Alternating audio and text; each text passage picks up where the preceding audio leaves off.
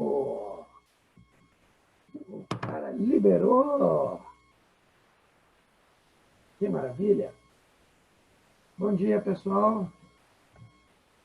Vamos dar sequência, ó. Já dica direto, já valiosa. Já larguei uma lista para vocês.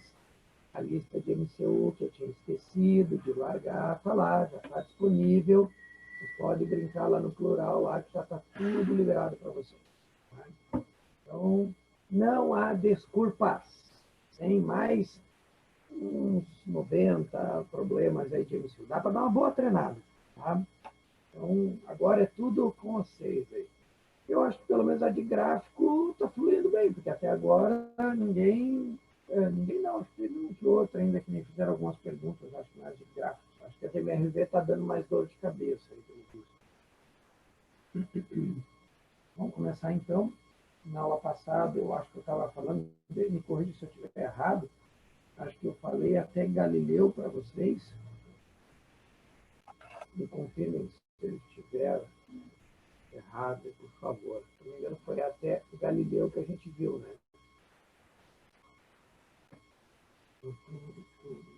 É, Galileu, pelo menos nas minhas anotações.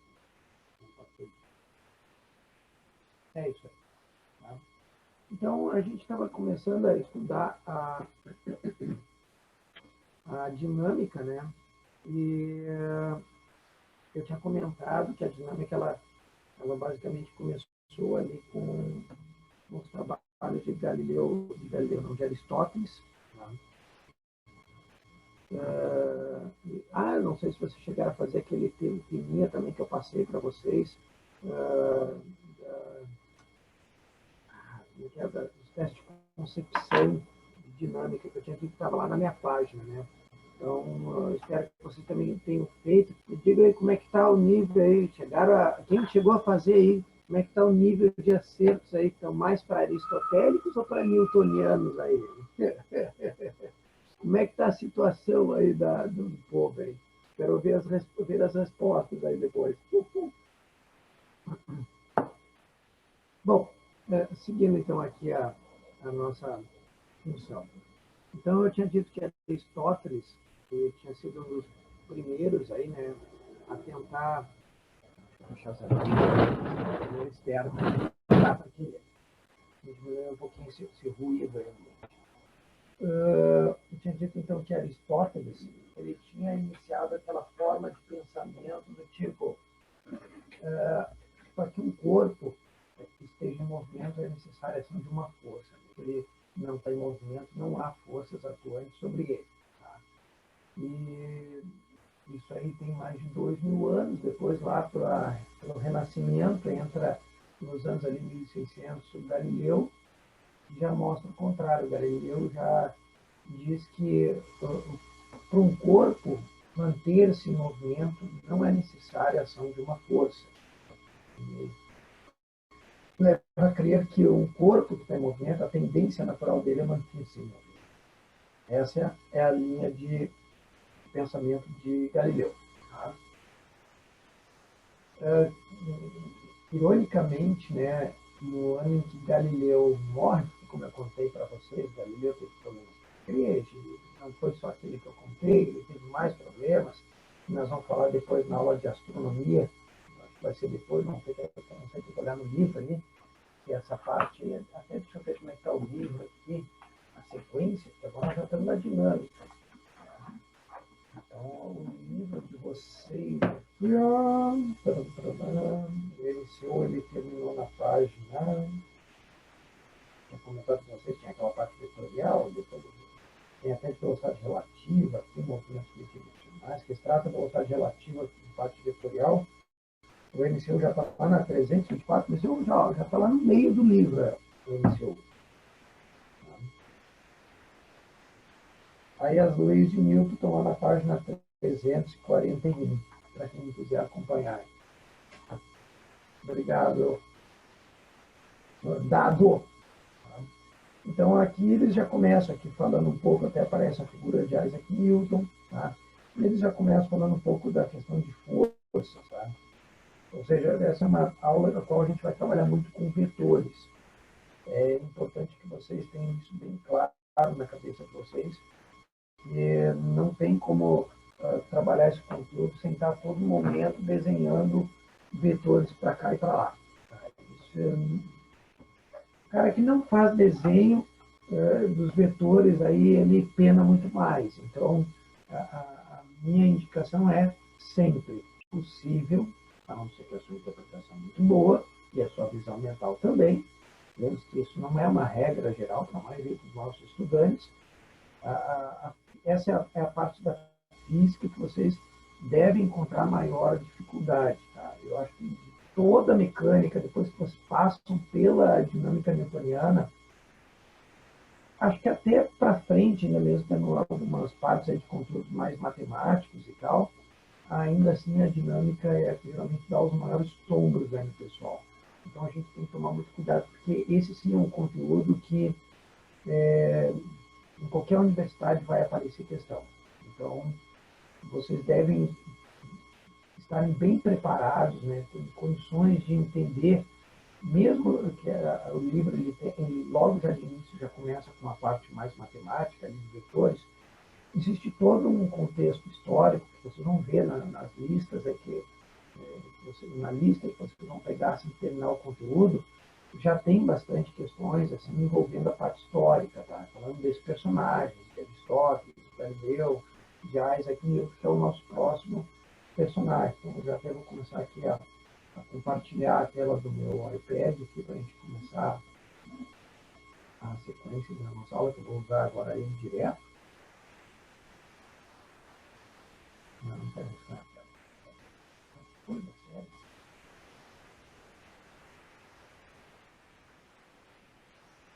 Vamos compartilhar aqui.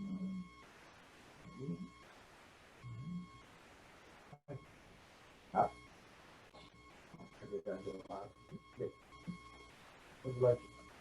então, isso aqui foi basicamente a nossa última aula, tá? Então, a gente partiu aí de Aristóteles, tá?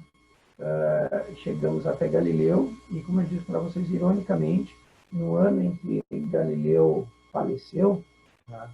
Eu estou com a minha cara meio bochada, tá? Tô meio mal dormido, mas é porque, infelizmente, aí eu tive que ir à serra aí, um parente faleceu e foi outra coisa. Triste, chato, mas bola para frente, como diz o outro. A vida para nós segue. Então, no interior da Inglaterra, em Woodstock, se não me engano o nome da cidade, aí, nasce o prodígio Isaac Newton. Tá? Newton, cadê meu chat aqui para ver se estou escrevendo? Deixa eu só ajeitar aqui minha tela para ficar legal, não ficar nada sobreposto. Não enxergo o que você escreve, o que eu escrevo. Então, Newton ele foi um jovem prodígio, desde pequeno se mostrou assim, na escola não foi muito diferente, se destacou de forma muito rápida. Ele teve também problemas familiares que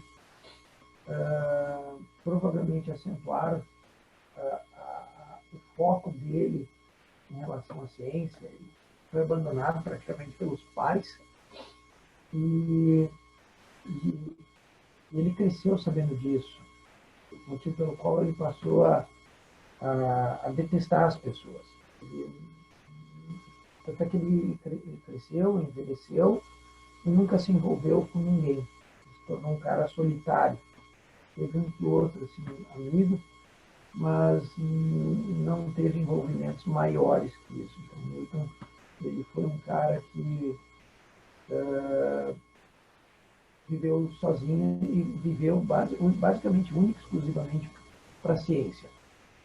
Ele é o que a gente chama de um pesquisador de carteirinha. Tá? Então, foi um cara que se dedicou, em vez de ficar sofrendo mentalmente, como muitas pessoas parece que optam por fazer, ele canalizou toda aquela raiva que ele tinha, toda aquela dor, para responder perguntas que ele tinha em relação ao mundo que ele vivia, no mundo que o cercava. Tá? Então, ele já era um curioso desde criança e isso se acentuou mais com os problemas familiares que ele teve. E os próprios professores perceberam isso, mandaram ele para uma das melhores universidades do Reino Unido, para Cambridge. Porém, ele não vinha de uma família nobre, né? Talvez aqui qualificar ele como um plebeu. Portanto, ele não tem os mesmos privilégios de quem é rico, ou filho de rico. Né? A gente vê que isso não é uma exclusividade apenas da época que nós vivemos, mas da época que ele também viveu, passava por isso. Para você ter uma ideia, Isaac Newton, ele não podia, a hora que ele estava com sono, ir para a cama no quarto de um filho de nobre, retirar o pinico embaixo da cama, limpar e botar de volta lá no quarto do filho dos nobres. Porque os nobres não faziam essas coisas, os pobres é que faziam para os nobres. Mais adiante, Isaac Newton começou, dentro da universidade, a produzir os seus trabalhos, como todo bom pesquisador. Ele começou a tentar publicar, e ele, nessa época, fim do século XVII, ele começou a encontrar algumas barreiras, né, em relação às suas ideias. Um dos seus maiores opositores é um corcunda mal-humorado chamado Robert Hooke. Esse cara é o responsável por aquela lei que você conhece, do F igual a KX, a lei das molas, né, algo também conhecida de lei de Hooke. Hooke tem trabalhos, por exemplo, extremamente importantes. Ele é o criador do microscópio, ele desenvolve a lei das molas, ele tem trabalhos sobre a parte atmosférica. Ele é um cara também extremamente importante, tem um prestígio muito grande dentro da academia e, para piorar, ele é o presidente da Royal Society. O que é a Royal Society? O que ela representa para a época? A Royal Society é um nome chique que se dá lá na Inglaterra para o que aqui no Brasil seria a Academia de Ciências Brasileira. Tá?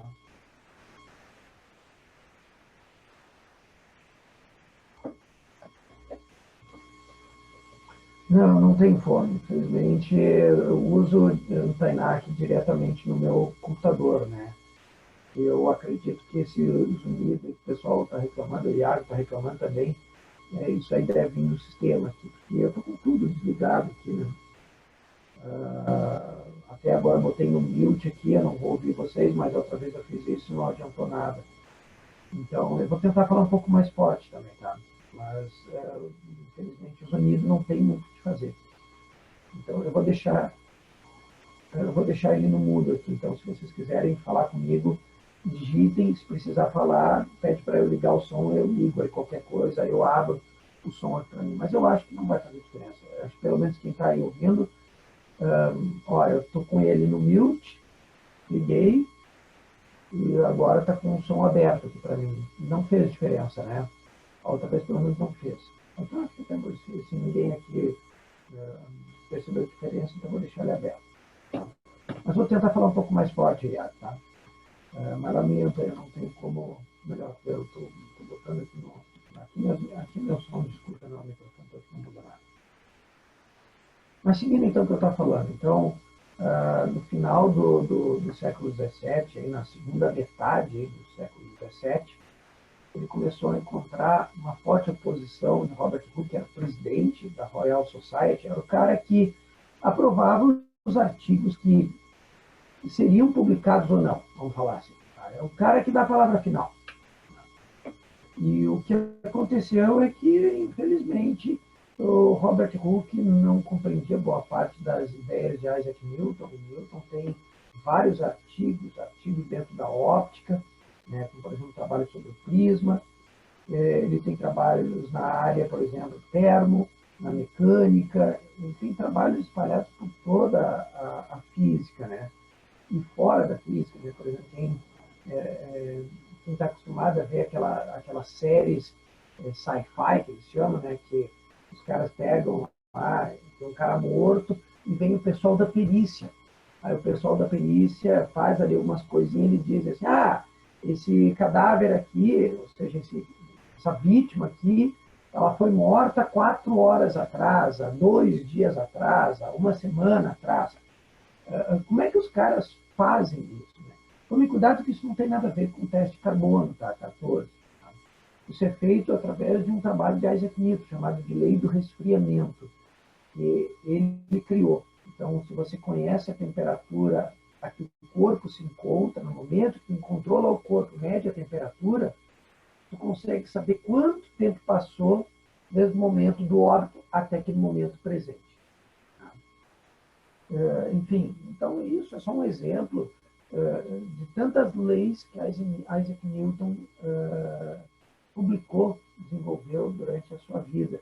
Normalmente os estudantes conhecem basicamente 3 leis. Né? A gente vai ver mais de 3 leis durante esse ano. Tá? Essa aí que eu falei, lei do resfriamento, infelizmente não. Essa aí, acho que nem para vocês que vão fazer medicina, eu não sei, acho que nem isso acho que vocês vão aprender, a não ser que vocês vão para uma área específica como a perícia, aí provavelmente, se vocês não trabalharem com essa parte, vai ser um físico que conhece a lei de resfriamento Newton, que eu tenho vários amigos, colegas, até meus da faculdade, que desistiram do bacharelado, que eles eram formados em bacharelado, como pesquisadores. Um deles, por exemplo, é um amigo meu, perito, ele trabalha em Caxias, né? Ele é físico. Mas, enfim.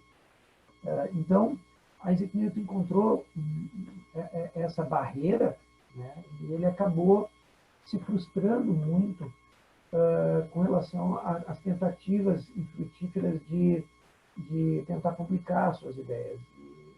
E como não havia uma aceitação, então ele começou a fazer os trabalhos de forma independente para ele. E nessa época, os cientistas eles tinham o hábito de reunir-se para discutir sobre o que a física ainda não havia descoberto. Tá? Então, seria tipo um happy hour dos físicos, era, às vezes se encontrarem e debater sobre, olha, o que ainda a física não descobriu, o que está faltando ainda para a gente dar sequência. Né? Num desses happy hour, aí, um dos debates que existia nessa época era, deixa eu colocar a coisa da seguinte maneira, essa é uma época que a Terra, seu centro do universo, já havia caído para água abaixo. Tá? Dentro do ambiente científico, era difícil encontrar alguém que defendesse que tudo giraria ao redor da Terra. Tá?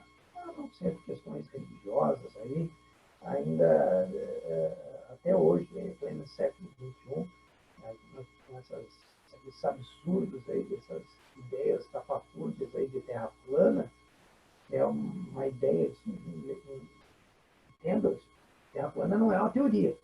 Tá? Então, é uma hipótese, é uma ideia estapafúrdia, mas é uma ideia, tá? Mas não é teoria. Tá? Quando as pessoas chamam isso de teoria, porque elas, de novo, não entendem o que é teoria. Quando tu diz que algo é uma teoria, é porque aquilo ali já foi testado, já foi aceito por uma comunidade. Tá? Então a gente tem que ter bem claro isso na cabeça. Então a Terra plana é uma ideia, é uma hipótese, não existe uma comprovação dela, né? Os caras não conseguiram comprovar, ela é facilmente derrubada, né, pelos cientistas, e ela não é aceita pela comunidade científica. Então ela não é considerada uma teoria. É dito como teoria para os caras que defendem isso, mas eles não sabem o que é teoria, então eles falam teoria. Tá? Então a gente tem que ter todo um cuidado. Tá? É hipótese de terra plana. Tá? Mas como eu estava dizendo para vocês, ela é oriunda de questões religiosas, né, a terra plana, então, assim como algumas ideias no passado, as quais foram caindo, uma por uma. Né? Então, na época em que Newton estava em Cambridge, já não se debatia mais a questão da Terra ser o centro do universo. O que se discutia já que estava aceito, já na época de Isaac Newton, que a Terra girava ao redor do Sol. Tá? Mas havia um debate, sem uma prova cabal. Né? Alguém que dissesse, ó, é isso aqui, ponto final. É que a pergunta era a seguinte, assim, ó, bom, a Terra gira ao redor do Sol. Tá? Ok, nós aceitamos isso. Mas qual o mecanismo que faz com que a Terra gire ao redor do Sol? Ou seja, observe a minha pergunta. Por que a Terra? Por que e como a Terra gira ao redor do Sol? Tá? Quando tu começa a fazer a lançar esses porquês, é aí que a dinâmica prontamente se coloca à disposição para explicar. Tá? A cinemática apenas te diz que a Terra girando ao redor do Sol faz um movimento curvilíneo, tem aceleração centrípeta, tem velocidade tangencial, tem velocidade angular, beleza, mas não dá nenhuma explicação de qual o mecanismo que mantém a Terra girando ao redor do Sol. Na época, havia, de novo, hipóteses que eram debatidas, né? Tentando concorrer à resposta correta ao sistema. Uma delas era que, desde os anos 1600, já era sabido que a Terra ela criava ao redor dela um campo magnético. Tá? Isso a partir dos anos 1600. Já é colocado assim. Bom, se a Terra gera um campo magnético, então o Sol também deve gerar um campo magnético. E talvez como dois ímãs devem interagir magneticamente, o Sol atraindo a Terra. Essa era uma hipótese. Mas não havia uma prova que pudesse realmente mostrar que isso realmente estava acontecendo. Havia uma outra ainda hipótese concorrente, que essa sim, ela vigorou por mais alguns séculos pela frente. Essa é uma hipótese que a gente volta e meia vai voltar a falar novamente. Que é o seguinte, isso é uma herança dos gregos, que acreditavam que o espaço não é vazio. Tá? Os gregos sempre, pelo menos uma linha filosófica deles, sempre defendeu a existência de que há uma substância que preenche o universo. E eles chamaram essa substância de éter lumínica. Tá? Quem já assistiu os filmes do Thor, né, vai lembrar que, eu acho que é o segundo filme do Thor, não é o primeiro, é o segundo, a namoradinha dele, aquela terráquea, ela vai para tem aqueles portais gravitacionais, se eu não me engano, e ela vai para um planeta fora do nosso sistema solar, e ela entra em contato com um tal do éter que entra para dentro dela. Tá? E esse éter aí também, para eles, lá no Thor, é uma substância especial. Tá? Eles já usam esses nomes nesse filme de ficção já baseados nesse contexto histórico que estão relacionados à ciência, à evolução da ciência. Tá? Então, essas histórias dos Marvel têm muito disso. Tá?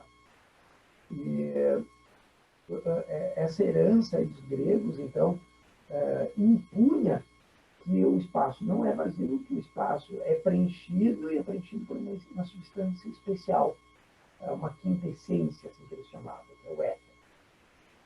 Então, alguns filósofos, esses caras aí na época não são cientistas, vemos que a palavra físico, cientista, só vai começar, o físico mesmo só vai aparecer no século XIX. Então, esses caras, aliás, Isaac Newton, entre outros, aí, são todos filósofos da natureza. E o que aconteceu? Havia uma outra hipótese que acreditava que essa substância, que é o éter, ela criava um certo redemoinho. O Sol estaria no centro desse redemoinho. E essa substância mantinha, devido a esse vórtice, os planetas girando ao redor do Sol. Tá? Mas também recorria ao mesmo problema. Não havia nenhuma prova que pudesse, sabe, confirmar que isso realmente estava acontecendo. Tá? E talvez fosse uma interação magnética, ou talvez fosse a questão do éter luminífero. E num desses encontros aí, onde eles estavam discutindo essas hipóteses, essas ideias hipotéticas, o Robert Hooke, ele lançou a seguinte frase, assim, eu ouvi falar que tem um cara lá em Cambridge metido a geninho. Alguém poderia procurá-lo, vai que ele tem a resposta desse problema, né? Porque o cara é todo metido a gênio. E ele falou dessa forma porque ele e Newton tiveram discussões muito acaloradas, né? Quando ele rejeitava os trabalhos de Newton, Newton voltava a escrever cartas pessoais direto para ele, quase que meio que ofendendo, tipo, quase chamando ele de burro por não compreender uma coisa tão óbvia. E o Newton ele tinha muito esse problema. Newton, quando ele conseguiu conquistar a cátedra de professor em Cambridge, ou seja, ele dava aula em Cambridge, as pessoas às vezes ficam pensando assim, bah, que honra poder ter aula com Isaac Newton. Mais ou menos, mais ou menos. Porque, na verdade, ele não era muito bem visto, né? Na verdade, ele não dava aula para ninguém. Ninguém assistia às aulas dele, porque ninguém conseguia entender absolutamente nada. Ele é um dos caras que desenvolveu o cálculo infinitesimal. Tá? Os matemáticos dizem que foi Leibniz, que Leibniz é um matemático. Tá? Há uma briga muito forte entre os físicos e os matemáticos, cada um puxando para o seu lado. A questão toda, ela se dá basicamente assim, ó, é que Newton não publicava, Newton deixou de publicar, mas ele tinha as anotações dele, que são consideradas como válidas. E o Leibniz publicou.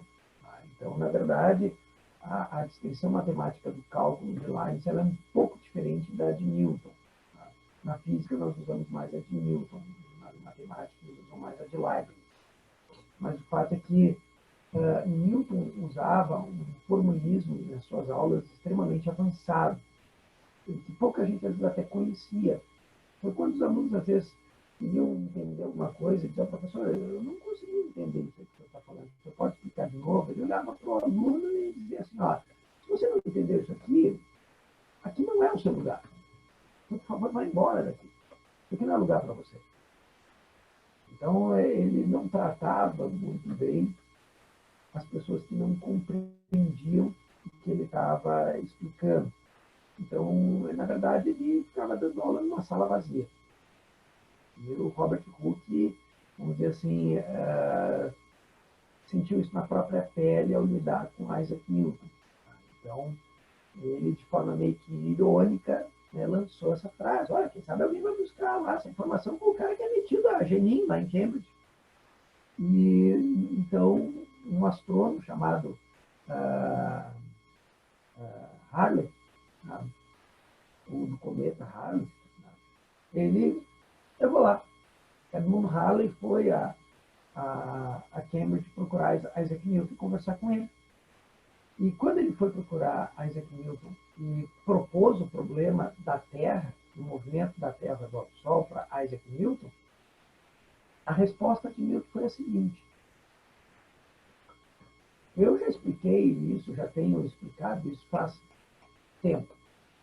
O que aconteceu é que, eu acho que foi em relação à peste negra, foi alguma coisa assim na época que houve uma reclusão muito forte, né, da epidemia, vamos dizer assim, né, da peste negra, que matou muita gente nas grandes cidades. Tá? E Newton foi embora, né, de Cambridge na época e foi para o interior. Né, voltou para a casa dele no interior e passou por alguns anos lá desenvolvendo trabalhos que foram extremamente importantes. Um deles está nessa explicação. E quando ele falou isso para Halley, né, que ele já tinha a resposta desse problema, o Halley quis saber, né? Oh, eu quero ver isso, então, por favor. E o Newton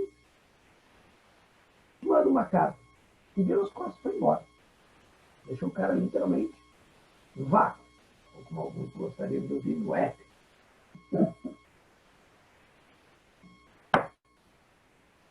E um tempo depois, Edmund Halley recebeu uma carta de Isaac Newton. E quando ele olhou a carta,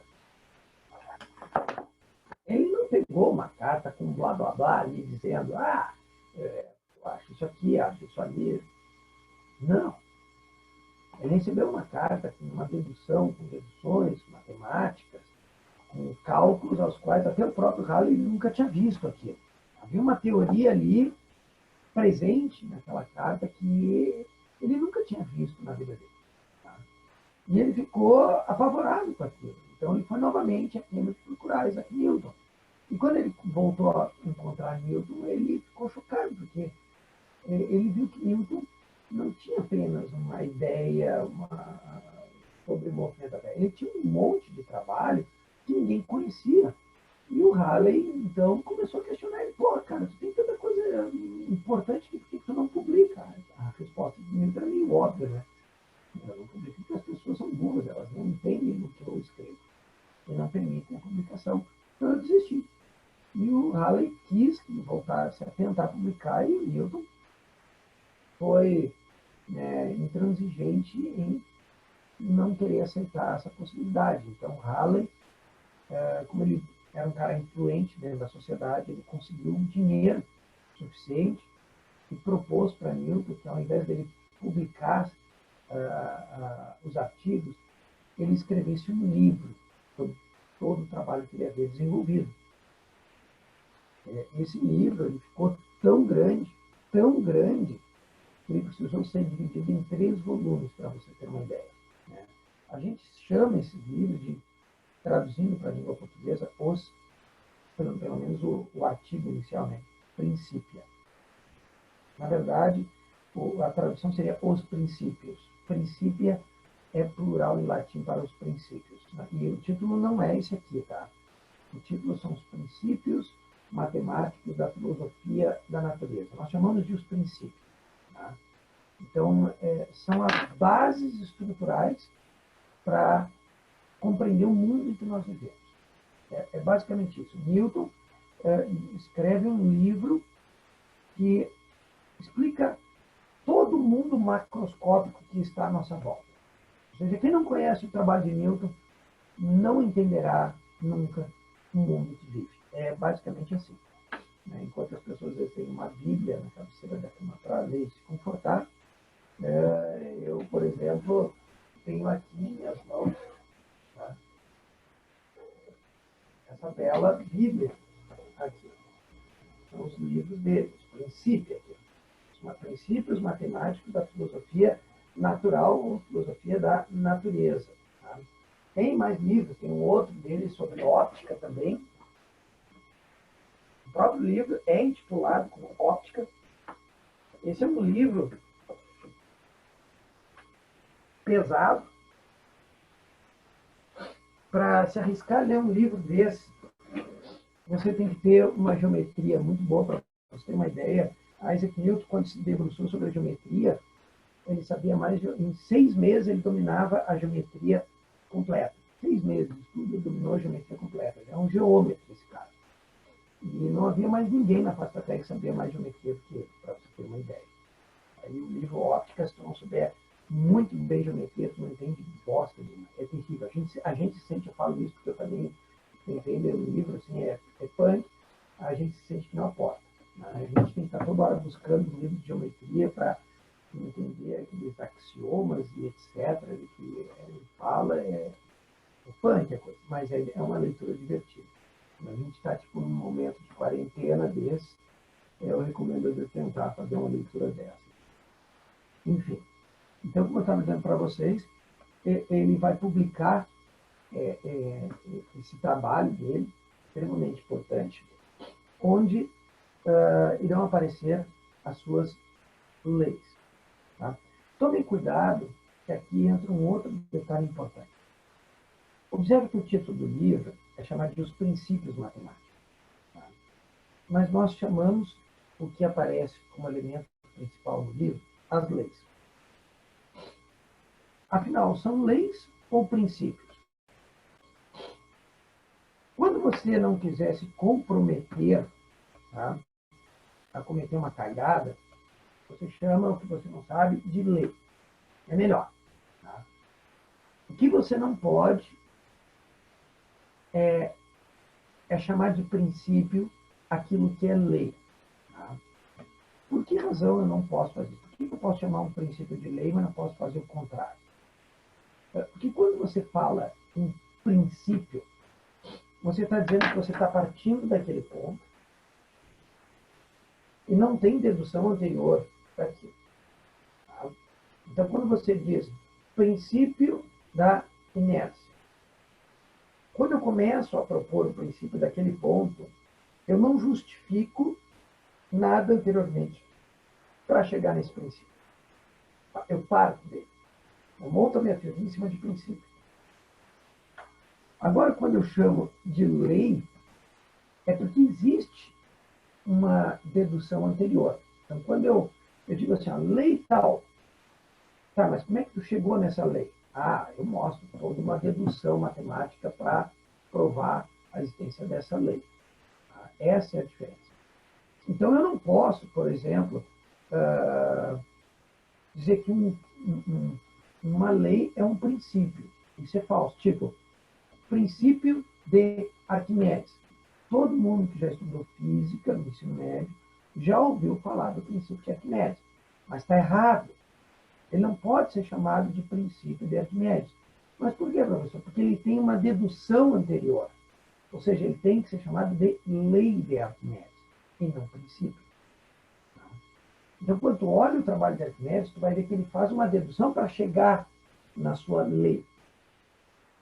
Então, ele não parte, que nem agora eu vou apresentar as leis de Newton, os princípios newtonianos, tu vai ver que eu vou começar apresentando o princípio sem justificar anteriormente. Eu já apresento ele de cara.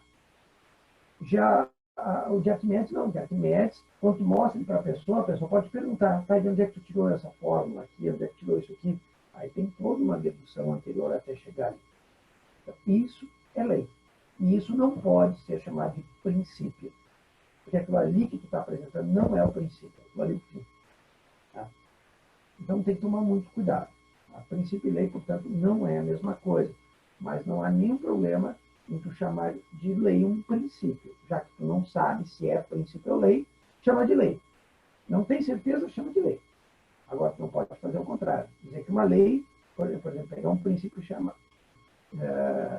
pegar algo que é lei e chamar aquilo de princípio. Isso tu não pode fazer. Vamos lá. Das leis de Isaac Newton. Tá? Nós vamos começar, então, pela primeira lei. Newton, como eu disse para vocês, nunca chamou isso de lei, tá? Tem que ter esse cuidado. Newton sempre chamou de seus princípios. Tá? Então, tome muito cuidado. Nós, hoje, chamamos de leis. Tá? E tanto é que o nome, se olhar no livro dele, está escrito Princípio da Inércia.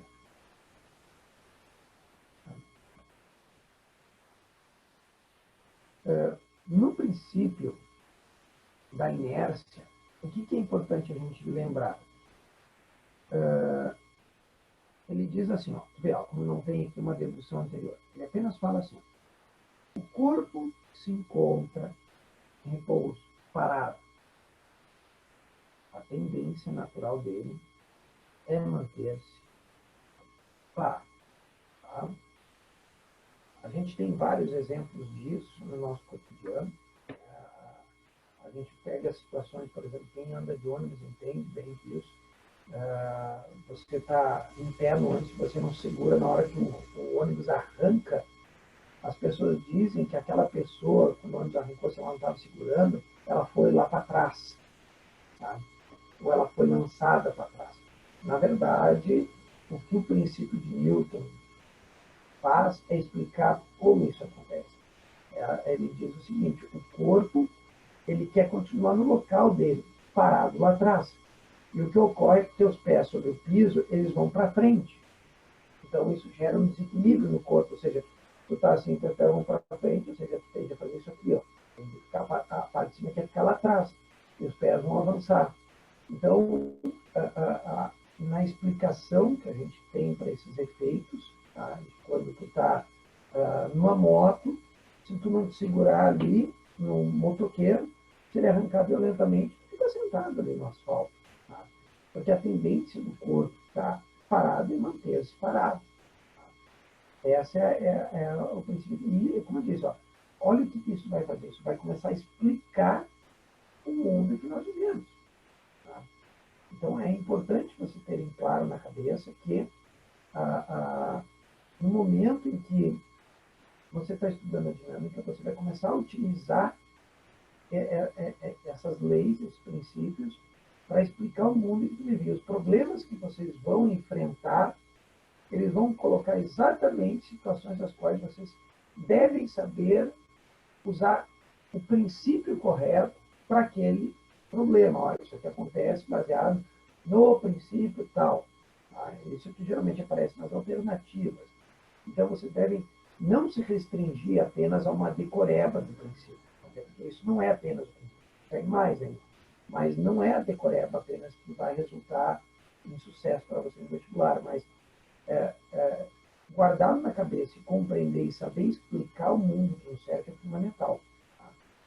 Então, a primeira parte é essa. O corpo está parado, tem que manter-se parado. Mas a segunda, ela também diz que o corpo está em movimento, tá? A tendência do corpo é manter-se em movimento, as pessoas vão dizer. Quem falou isso não foi Newton, foi Galileu. Tá? Newton vai um pouco além. Newton diz que o corpo está em movimento, a tendência dele é manter-se em movimento com velocidade constante.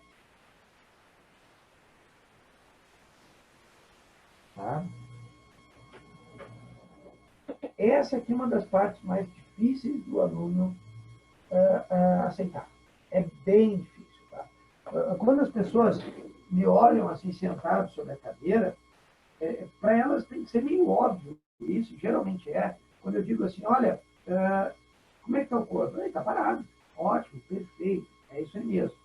Aí quando tu olha um carro passando na rua, sempre está andando com velocidade constante, as pessoas também conseguem identificar isso.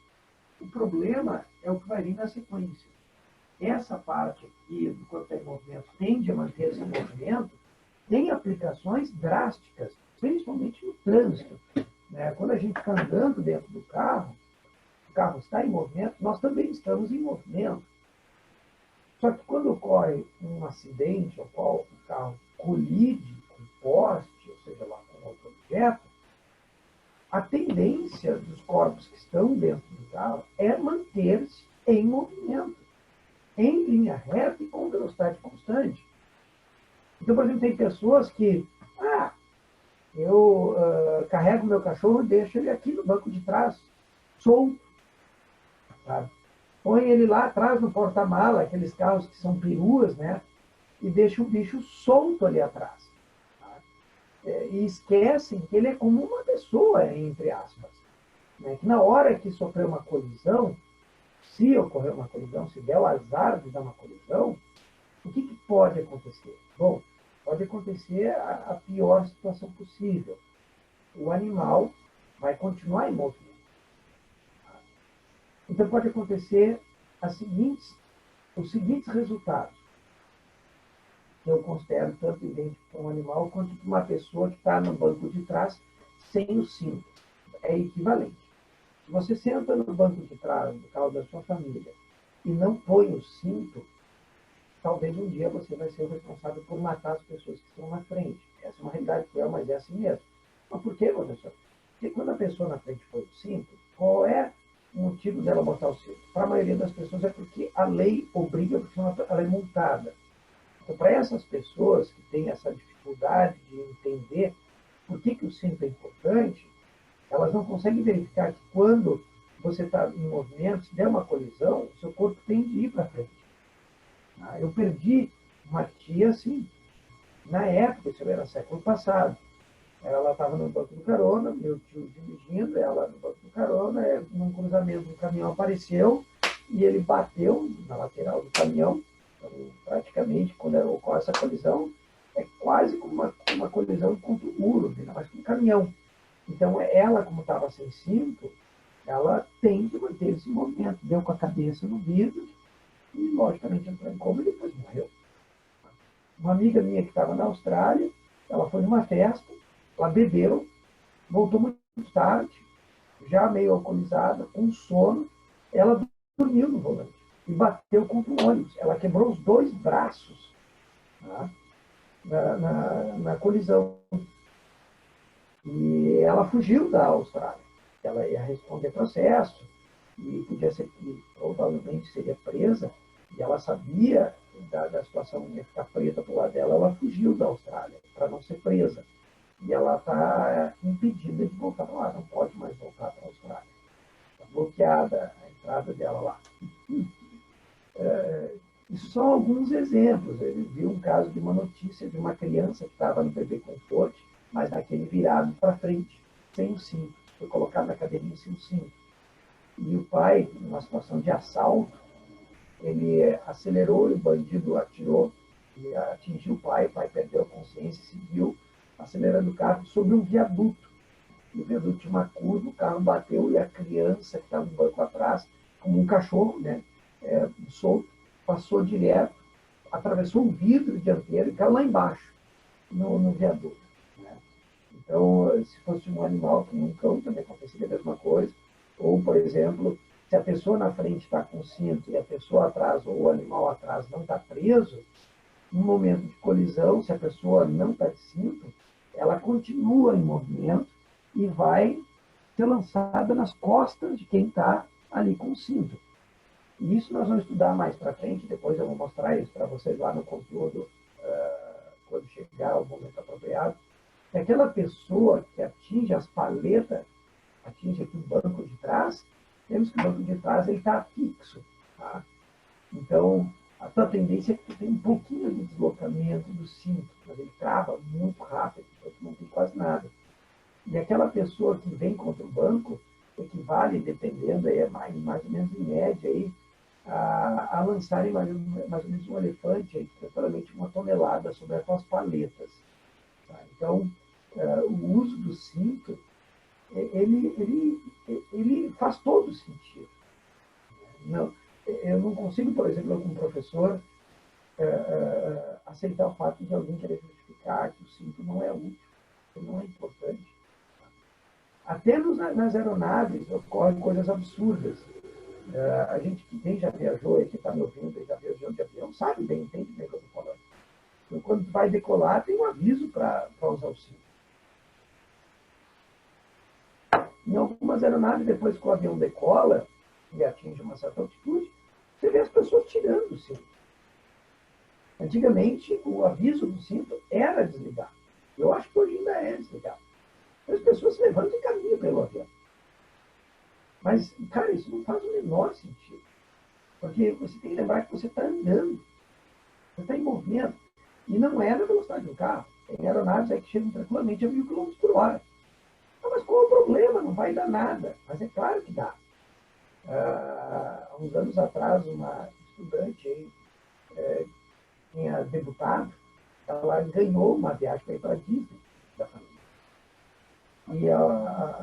E durante a viagem para a Disney, aconteceu aquilo que às vezes quem viaja de avião sabe que não gosta disso, que é a turbulência. A turbulência que ela faz é sacudir o avião. E ela faz isso aqui, às vezes, com o avião.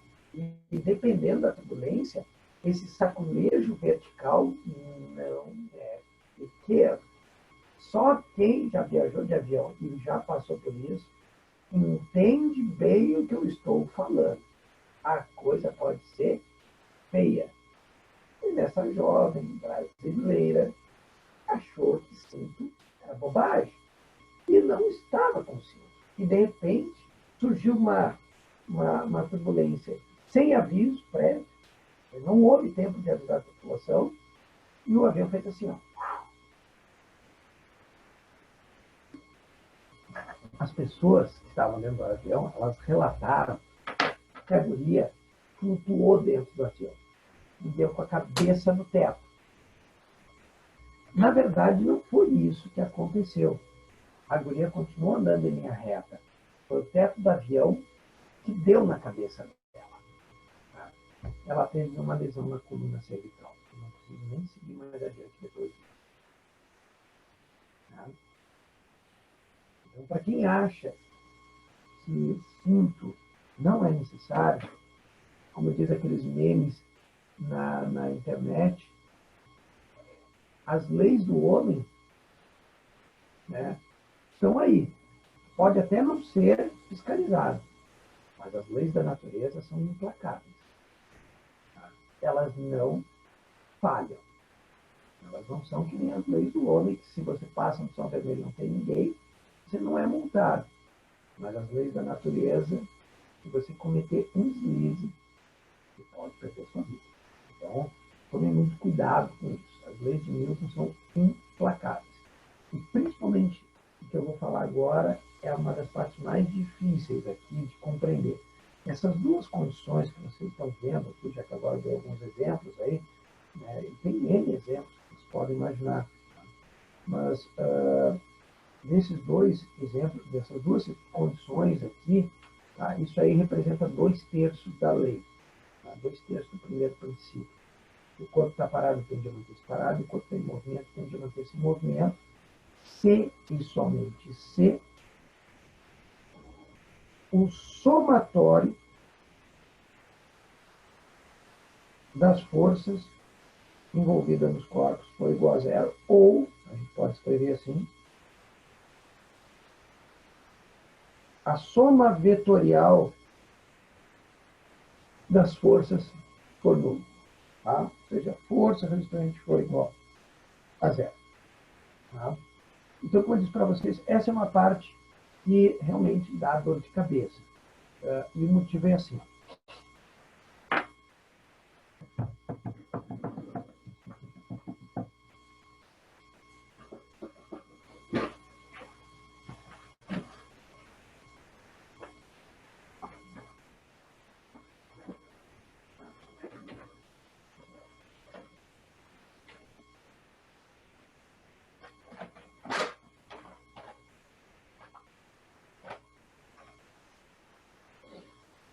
Olha só, gente.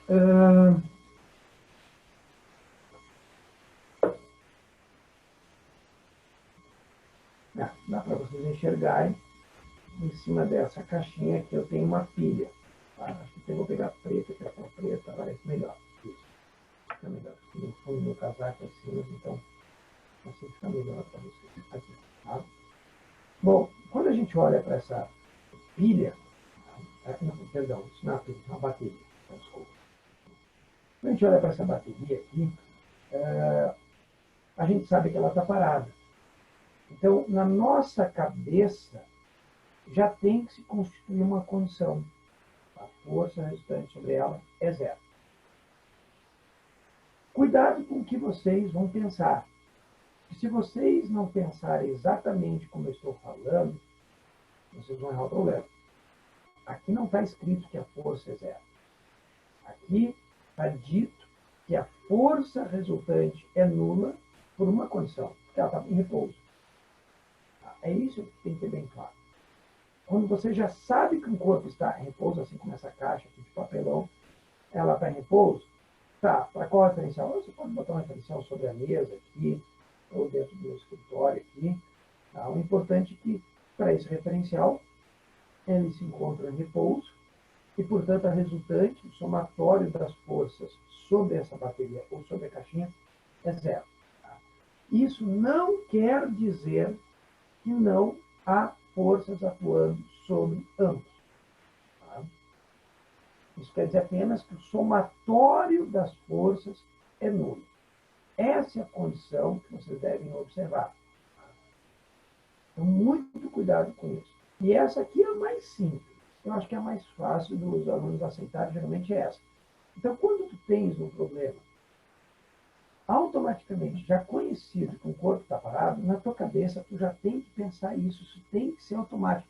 É da mesma forma que alguém pisa no teu pé e tu, olhou o corpo parado, restante zero. O restante das forças é zero. Tá? Se vai ter várias forças atuando, isso não interessa. O que tu não pode é dizer, aí é um absurdo total, já que nós temos essa condição aqui ó, muito escancarada, isso aqui é um somatório de forças. Portanto, eu não posso dizer que sobre essa bateria esteja atuando uma única força. E não faz sentido, porque se é um somatório de forças que dá zero, uma única força nunca vai dar um somatório igual a zero. Então só tem uma força, a resultante não vai dar zero. Tá? Eu preciso de, no mínimo, duas forças ou nenhuma força. Se eu dissesse que não existe nenhuma força, bom, a resultante dá zero. Mas se não há nenhuma força, não, eu sei que tem outras forças, então não pode ser uma. Tem que ser de duas para cima. Pode ser duas, pode ser três, pode ser quatro, pode ser cinco, pode ser três, mas não pode ser uma. Uma força que não tem como a resultante dar zero. É isso que tem que estar bem claro na cabeça de cada um de vocês. Tá? Resultante nula ou não tem forças, é assim que tem que pensar, e tu qualifica o mundo que tu vive. Depois nós vamos aprender os tipos de forças. Tá? Ou tu vai dizer que não tem nenhuma força, ou tu vai dizer que tem, no mínimo, duas forças. No mínimo. Aí tu pode depois até implementando mais forças, se for necessário. Tá? Mas nunca me responderá uma força. E aí tu cometeu um erro cruel. Ok? Tá? Então, isso é fundamental. Começar a olhar agora para a questão de forças atuantes sobre o corpo. Tá? Mas também eu posso aumentar o grau de dificuldade. Tá? Então, por exemplo, eu tenho aqui a minha caixinha. Tá? Vocês estão vendo a caixinha aqui? Olha ela. Então, imagine agora que essa caixinha está se deslocando assim. Ó. E aí, sob essa condição, eu pergunto, como é que está a resultante das forças sobre a caixinha?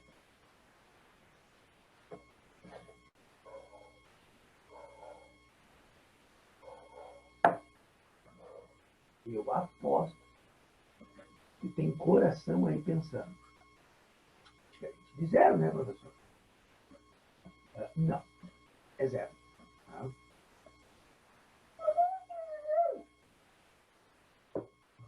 Olha de novo para a bateria que está aqui. Tá? Olha bem para ela. Ela está se deslocando com velocidade constante.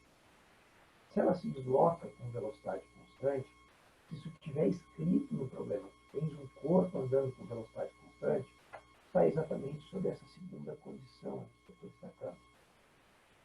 Está nessa condição.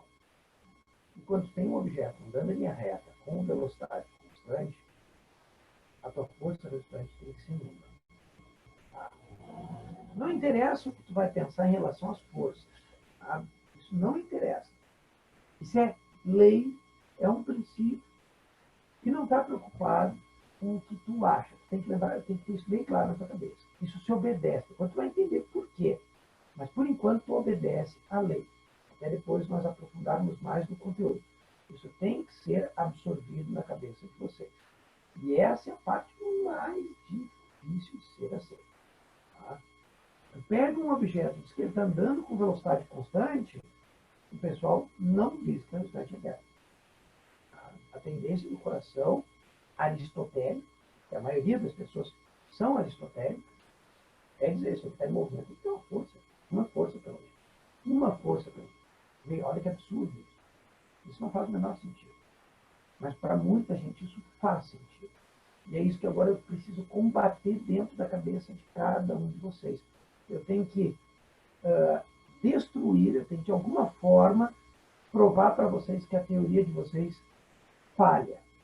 Porque senão o que acontece é que a maioria continua acreditando que a resultante não é zero, sim, diferente de zero. Mas não se preocupem que, à medida que o conteúdo vai evoluindo, eu vou mostrando isso para vocês. Tá?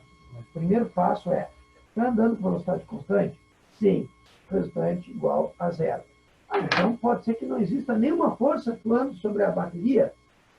Pode ser que exista uma possibilidade de ela ter apenas 2 forças, 3 forças, 4 forças atuando sobre a bateria. Agora, eu não posso dizer que existe uma única força atuando sobre a bateria quando ela está andando com velocidade constante. Isso eu não posso. Isso não dá. Porque a resultante não tem como dar zero. Então, há uma condição a qual vocês devem sempre manter ela aceita. Para todo o corpo que está parado, assim como todo o corpo está em movimento, ambos a tendência é manterem os seus estados de movimento. Ou seja, aquele que está parado tende a manter-se parado, e o que está em movimento não é tende a manter-se em movimento, não é isso. É tende a manter-se em movimento com uma trajetória retilínea e com velocidade constante. Para isso, o resultante das forças, para essas duas condições, tem que ser mantido igual a zero. Tá? Tem que ser mantido igual a zero. Senão, não tem como isso prevalecer.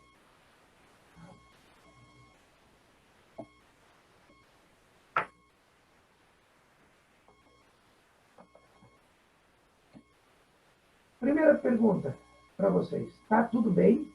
Tá? Se quiserem escrever no chat aí do lado, podem escrever, ou abrir o áudio aí para fazer pergunta. A dinâmica, gente, é uma parte da física que eu recomendo vocês conversarem bastante, abrir o microfone e perguntarem o que vocês estão pensando, para que eu possa mostrar ou provar que aquilo ali não está correto, que aquilo ali geraria outros problemas em termos de teoria e que poderia violar princípios e errar a questão. Então, quando vocês tiverem dúvida, perguntem. Tá? As perguntas feitas depois, vou perguntar depois via Messenger. Bom, se eu lembrar o que eu falei, não é problema. Se eu não lembrar, aí já é. Então, pergunto para vocês, está tudo bem?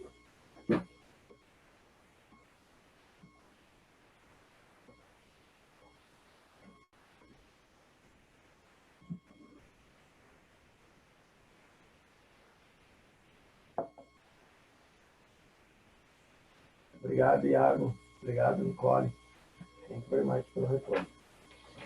Então, tá bom. Então, vamos adiante. Bom, então, não havendo nenhuma dúvida até aqui, então, seguimos para a próxima etapa. Bom, vocês viram, então, que a primeira lei não é uma lei em termos matemáticos, fórmulas, é uma lei bem tranquila nesse aspecto, ou seja, o que cabe ali a vocês é sempre compreender direitinho a primeira lei para não cair em armadilhas do tipo. Alguém te diz assim numa afirmação de vestibular: a resultante das forças sobre um corpo é zero. Portanto, é necessário que o corpo esteja em repouso. Ou seja, é aqui que eles vão pegar aqueles alunos ruins de interpretação. O aluno que lê e não entende o que está sendo colocado para ele, vai tomar rasteira aí. Vocês vão ter que cuidar muito os pega-ratões. Porque numa afirmação como essa, ela está errada, ela não está correta. Quando ele te diz que um corpo cuja resultante é nula, aí ele te diz, portanto, é necessário que o corpo esteja em repouso. É obrigatório que o corpo esteja em repouso? Não, não é obrigatório. Ele pode estar andando em NRU, pode estar andando com velocidade constante. Quando você não olha para o sistema, você só sabe daquele sistema que a resultante é nula, tem que lembrar que há duas condições para isso. Então, se ele impor apenas uma condição, quando tu apenas sabe que a resultante é igual a zero, e tu diz que ela é verdadeira, tu erra o problema. Tem que lembrar que há duas possibilidades. Se a resultante é zero, ou ele está parado, ou ele está em NRU. Quando eu não posso olhar para o sistema e ver o que ele está fazendo, é apenas isso que eu posso supor. Só olhando para o sistema para saber. Nem ontem à noite uma aluna me mandou uma filmagem de um objeto no céu trocando de cor. Tá? E ela ficou, meu Deus, vou mandar para o professor de física, talvez ele saiba explicar o que é isso. Provavelmente foi isso que ela pensou, né? De penso eu cá com meus botões. Ela me mandou, professor, olha só, o troço mudou de cor, ele estava uma cor branca e passou para azul. Eu vi na filmagem mesmo, sabe? Aí eu perguntei, tá, mas isso aí apareceu na filmagem ou foi olhando a olho nu? Tá, foi olhando a olho nu. E depois ele sumiu, professor. Eu disse, olha, provavelmente é um satélite. Provavelmente a pessoa ficou pensando assim, puta, eu queria saber a resposta. Ele me diz, provavelmente. Eu sou obrigado a dizer provavelmente, porque eu não tenho como afirmar categoricamente. Eu não estava lá para ver os detalhes. Né? Às vezes a gente olha um pouco melhor do que as pessoas que não estão acostumadas a ver isso. Aqui nem aqueles holofotes que eles ficam nas festas, com aquelas luzes no céu. Teve uma época que uns amigos meus me chamaram na casa deles que estavam vendo OVNIs voando no céu. Então, para eles, aquilo ali eram OVNIs. Eu comecei a olhar um padrão repetitivo e disse, não, isso não é óbvio. Isso é algum aparelho botando luz do céu.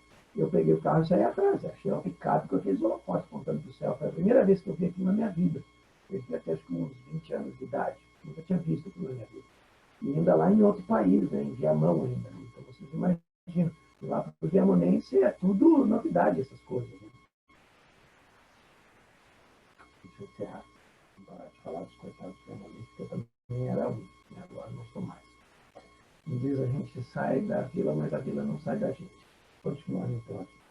Então, meus queridos, depois então, dessa parte aí do primeiro princípio aí da inércia, tá? Cuidem a outra parte importante que é o termo inércia. Quase que eu esqueço. Tá?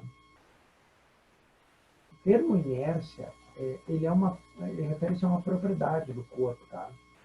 Então, tome muito cuidado. A inércia é uma propriedade do corpo. Quem quiser registrar aí, pode registrar. A inércia é uma propriedade do corpo. Funciona como uma resistência. É uma propriedade do corpo que funciona como uma resistência.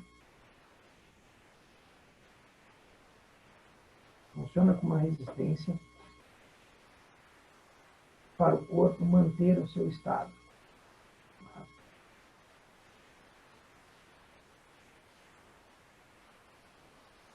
Então, a inércia é uma propriedade do corpo que funciona como uma resistência para manter o seu estado. Eu dou um exemplo para vocês entenderem isso bem direitinho. Tá? Se vocês tiverem uma cadeira em casa, um roupeiro, vocês podem tentar mudar o estado de ambos. Então, repouso, ou seja, tentar colocá-los em movimento. Mas vocês vão ver que para mover o roupeiro, vai ter que aplicar uma força muitas vezes maior do que tu aplicaria na cadeira. Isso significa que a cadeira possui uma inércia menor do que a do roupeiro. Tá? Então, quando é mais fácil mudar o estado de um corpo do que de outro, aquele que é mais fácil oferece uma resistência menor, então tem uma inércia menor. Tá? Aquele que é mais difícil de mudar o estado tem uma inércia maior. Tá? Eu posso dar outro exemplo. Você tem uma criança pequena que sobe uma bicicletinha de rodinhas, está descendo uma rua e o freio dela falha. Tá? Então a criança não consegue parar mais. Tá? Ela vai descendo a rua asfaltada, ganhando cada vez mais velocidade. E, em contrapartida, um ônibus do lado, um viamão, tá? Perdeu os freios também e está descendo a mesma rua sem freios. Então, vocês imaginam o desespero, todos os passageiros dentro do ônibus, que o motorista não consegue mais parar, o ônibus, e aquela criancinha, coitadinha, que também não consegue mais parar a bicicleta. Aí imagine que tem uma pessoa que sofre de um surto de super-herói e ela fica no meio da rua e pensa, é lógico, né, que entre um morreu, vários morrer, a gente vai tentar sempre salvar mais gente. Então ele se para na frente do ônibus com o intuito de bancar o super-homem e querer parar o ônibus. É lógico, isso não vai acontecer. Mas por que razão? Porque o ônibus tem uma inércia muito grande. Ou seja, para parar o ônibus precisa de uma força brutal. Não é que nem aquele filme idiota, Hancock, Quem já viu aquele filme, que o... Esqueci o nome daquele ator, cara. Puta merda. Desculpa, mas esqueci o nome dele. O cara é muito engraçado. E, ele é um anti-herói, né, no filme. É um filme muito engraçado nesse aspecto, né? Porque ele tenta ajudar as pessoas, ele só faz porcaria. Só faz porcaria. Então tem uma cena no filme que é clássica. O cara, Will Smith, obrigado, Jean-Luc. Tem gente que tem memória aí de elefante. Thank you very much. Tá? O Will, né, Smith, ele, no filme tem a cena que um cara que é o cara que ele vai ficar amigo, né? Ele estraga, se não me engano, o carro dele em cima dos trilhos do trem, tá? Aquela cena clássica, o cara estraga o carro e não consegue mais nem descer do carro, né? Parece que a pessoa dá uma tela azul no Windows, não desce o carro não pega, o cinto não abre, essas coisas difíceis. E aí vem um trem, né? Você está em cima do trilho de trem, vem um trem, né? E o trem não para, né? Parou em cima do trilho de trem, já era para ti, eles não vão parar o trem. E tu imagina a inércia de um trem para parar, né? Então é lógico que chega no filme e ele, em vez de... O que é o lógico, né? O super-herói empurraria o carro. O que ele faz? Ele vai parar o trem. Então, às custas de salvar aquela pessoa que era só empurrar o carro e tirar dos trilhos, ele para o trem, o que é uma coisa fisicamente impossível, porque para ele parar o trem, apoiado ao solo, ele precisa de atrito. Não há atrito suficiente para isso. Até porque a inércia do trem é enorme, mas no filme ele para o trem, e quando ele para o trem, todos os passageiros estão em movimento. Então ele não se dá conta, ou seja, talvez por não ter estudado física o suficiente, o que acaba acontecendo? Ele para de sopetão no trem, todas as pessoas provavelmente dentro do trem vão acabar morrendo. Quem está dentro do trem também praticamente não usa cinto. Então, essas pessoas, quando param de sopetão, vão voar para frente, dar de cara no banco, na parede, sei lá o quê. Então, é um tipo de troço assim, que é bizarro no filme, mas são coisas que o filme trata totalmente descontextualizadas da nossa realidade. Aquilo ali não acontece. Tá? Então, no caso do ônibus, se essa pessoa que tem esse surto de super-herói resolvesse tentar parar o ônibus, em vez de tentar parar a criancinha, seria muito mais fácil para ela conseguir segurar a criança numa bicicletinha do que um viamão descendo uma lomba sem freio. É lógico que o ônibus vai passar por cima do psicótico que tem problema de achar que ele é um super-herói. Tá? Então ele não para o ônibus atropela, ele vai embora porque o ônibus tem uma inércia muito grande, portanto precisaria de uma força muito grande. Tá? Então a inércia ela tem esses nuances que vocês devem tomar cuidado. A inércia é uma propriedade que o corpo tem em oferecer uma resistência a não permitir mudar o seu estado. E, portanto, poderia dizer assim, nesses teus exemplos, então, eu posso pensar que quanto maior a massa do corpo, maior a inércia, professor. Então, inércia e massa é a mesma coisa. Foi quase, foi na trave. Você pode escrever que a inércia está relacionada com a massa. Mas cuidado, ela não é a mesma coisa que a massa. Tá? Senão, no conceito eu teria dito, inércia é massa. Não foi isso que eu escrevi. Eu disse que inércia é uma propriedade, que é uma resistência que o corpo oferece a não permitir mudar o seu estado. Tá? É claro que há uma dependência com a massa, mas não é a mesma coisa que a massa. É tipo eu escrever uma expressão matemática do tipo energia cinética igual a mv ao quadrado, e alguém me dizer, a energia cinética é a velocidade. Não, ela depende da velocidade, mas ela não é a mesma coisa que a velocidade. Tá? Então, quando eu digo que a inércia ela está relacionada com a massa, é a mesma coisa que eu falar que a energia cinética está relacionada com a velocidade, mas elas não são iguais, não é a mesma coisa. É isso que vocês devem saber diferenciar. A inércia é uma propriedade que está relacionada com a massa do corpo? Sim. Tá? Não há nenhum ônus em tu registrar isso. Mas tu não pode marcar numa questão que ela, a inércia, é a mesma coisa que a massa. Não é. Tá? Infelizmente, vocês serão estudantes de medicina, vocês não estudarão inércia mais a fundo, tá, para poder entender essa relação. Isso é só para quem vai para as áreas de uma laje de estudantes. Well, meus queridos, hoje é isso. Tá? Na nossa próxima aula, quinta-feira, nós vemos a terceira lei, second law, a segunda, né? E começaremos os tipos de força, provavelmente, na sequência. Tá? Então, nós começaremos a parte mais pesadinha. Eu agradeço a presença de todos. Uma boa segunda-feira, ou melhor, já passou meio-dia, então agora uma boa sexta-feira para vocês, tá? Já que amanhã é domingo, né? Então, amanhã nós temos um feriadinho. Dia bom para vocês fazerem a lista de MCU. Já dá para começar a trabalhar nessa lista, já, ó, diretaço. Quem já fez MRV, ó, vai lá no plural, baixa a tua listinha e, ó, pau nela. Não deixa ela para trás. Tem uma listinha, ó, um docinho assim, te esperando. Mas está te esperando maravilhosamente. Então, não deixem de fazê-la, por favor. Tá? Então, peço, reitero fortemente, vocês já viram toda a parte do MCU, vale a pena pegar essa lista, vale, vai ter bastante dor de cabeça, vale, não tem problema. Qualquer coisa vocês já sabem, recorram a mim, eu estou atendendo aqueles que estão sempre aí me mandando dúvidas pelo Messenger, estou sempre auxiliando, façam isso. Né? A Lara, acho que é Lara, a Tainá, o Paulo, né, o nosso caixeiro viajante aí também, né, todos aí que têm mandado aí dúvidas, eu estou prontamente atendendo. Então, continue assim, esse é o segredo para uma boa aprovação, esclarecer todas as possíveis dúvidas. Certo, meus queridos? Até quinta-feira. Beijão para todos. Se cuidem, bom almoço, tá? Bye, bye.